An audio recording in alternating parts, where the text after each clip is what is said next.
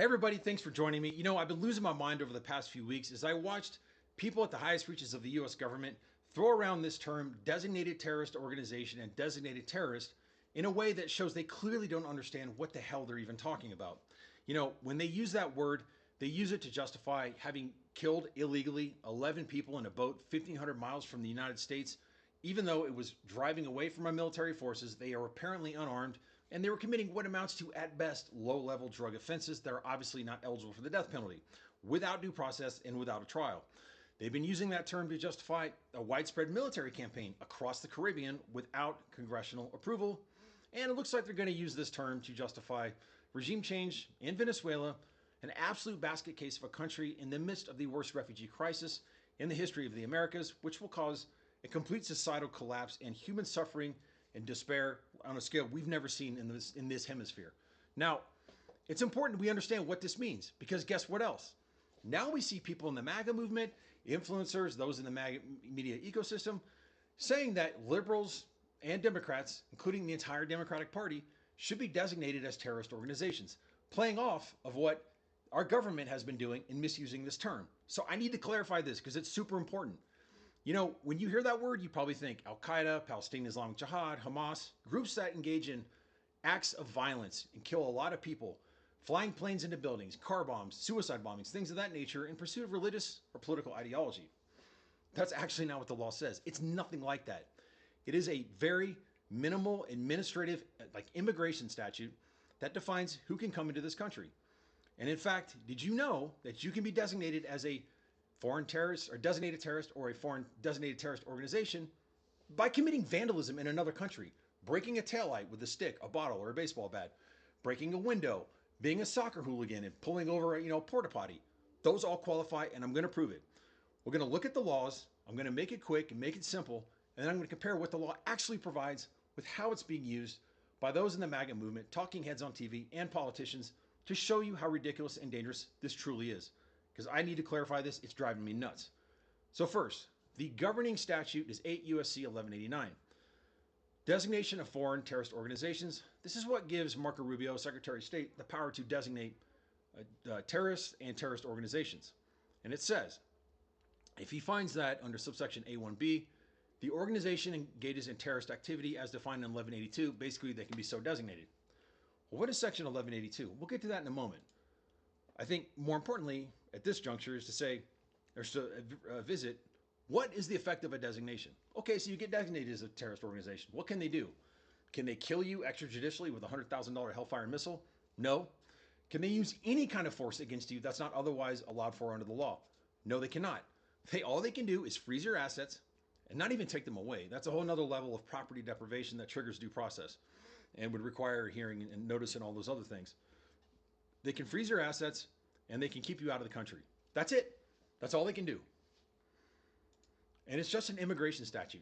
Look, 8 U.S.C. 1182, the statute that defines what is a terrorist and terrorist activity. What is the title? Inadmissible aliens.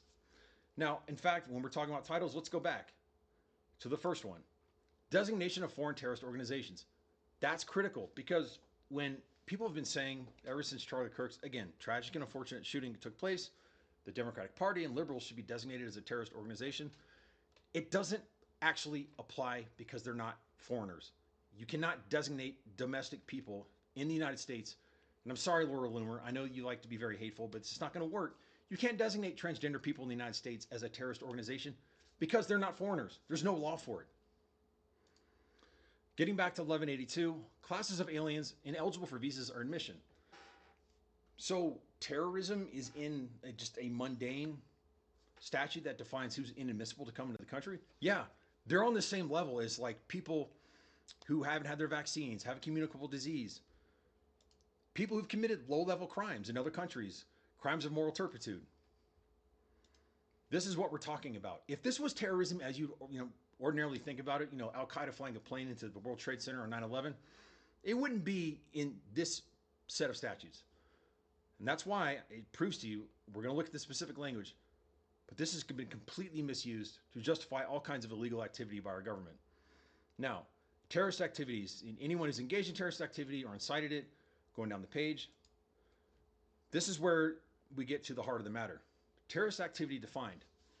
It's any activity which is unlawful under the laws of the place where it's committed or in the United States, and which involves any of the following. So look at that blue box. It is the use of a firearm, explosive, or other weapon or dangerous device other than for mere personal monetary gain. Again, a weapon or dangerous device can be a baseball bat, a stick, or a bottle with intent to endanger directly or indirectly the safety of one or more individuals or cause substantial damage to property. Okay, the way you read this, look at the red part, okay? Explosive firearm or other weapon or dangerous device with intent to cause substantial damage to property. So if someone gets drunk, picks up a bottle and throws it through a car window, they can be designated as a terrorist. And if there's two of them, even if they don't talk to each other, they don't really know what either one's doing, two soccer hooligans who were sitting in different parts of the stands and were walking home and got drunk and turned over a porta potty and a Coca-Cola machine, they can be designated as a terrorist organization. This is what you need to understand. That minimal level of criminality, hurting no one, damaging property, I mean, things that may actually be misdemeanors in the United States in a lot of circumstances, is what our government is using to justify going to war, regime change, and killing innocent people. So what is a terrorist organization? Is this like Carlos the Jackal or Ramzi Youssef, having a plot to, blow up, 12 airliners over the Pacific or engage in, widespread worldwide terrorism? No. A terrorist organization is, under subsection 3, a group of two or more individuals, whether organized or not, which engages in property damage using some kind of implement or weapon. Again, the guys, soccer hooligans, go to a game, they start throwing bottles, they do this, they do that. And this is something that happens all the time, all over in the world, in Europe, South America. I mean, this is ridiculous. This does not justify killing people or an entire military campaign. And to see that our government doesn't understand this, or they do understand and they're just lying to the American people because they're using the layman's term of terrorism and not the actual legal definition of what they're operating under, is frankly terrifying and scary. All right. Now let's get to how this is being used in the MAGA media ecosystem. Here you go. This is the Federalist. And it says the Democratic Party is a domestic terrorist organization. And they say in this article basically that they should be designated as a terrorist organization. Again, you can't do that because they're not foreigners. Doesn't apply. He wrote an entire article based upon a premise which just doesn't exist. This guy, Patriot Dad EV 2.0. It's time to declare the Democratic Party, their agitprop media. He doesn't even know what the hell that means, I'm sure. And the influencers radicalizing social media, just like vomiting stupid jargon. They are a domestic terror organization. Again, you cannot designate domestic. They have to be foreign. Doesn't even exist. Here we get to the Laura Loomer, everybody's best friend. What a peachy woman. It's time to designate the transgender movement as a terrorist movement. You can't do that. They are located in the United States. In addition to a whole host of other reasons, for First Amendment, due process, equal protection, and others. And then you get, this has just been happening ever since, again, Charlie Kirk's unfortunate death. You got people left and right, these prominent MAGA influencers, Joey Mayonnaise Manarino.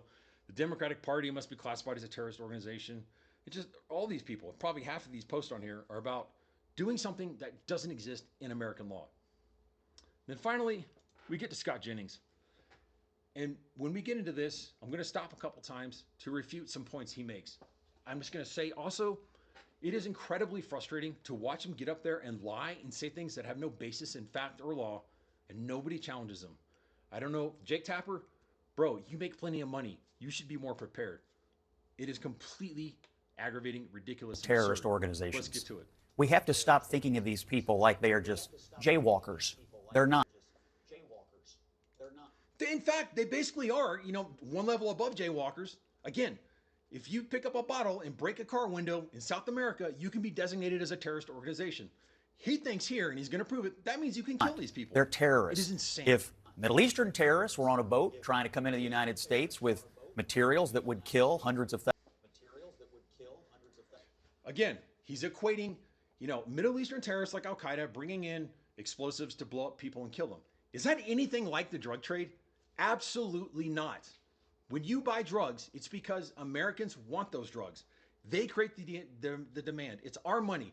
It's our, wanting drugs. That creates all the violence in Mexico, Central and South America. It's our weapons that kill people all across Mexico and Central and South America. If there's one thing you could take away from the entire drug trade that would stop all the violence and suffering overnight, it's American demand and American money. This emanates from us. That's a fact. It's irrefutable. Thousands or millions of people, we would bomb them into the Stone Age or to the bottom of the ocean, which is what we did with this boat. We have to think of them that way. They are terrorists. They're coming.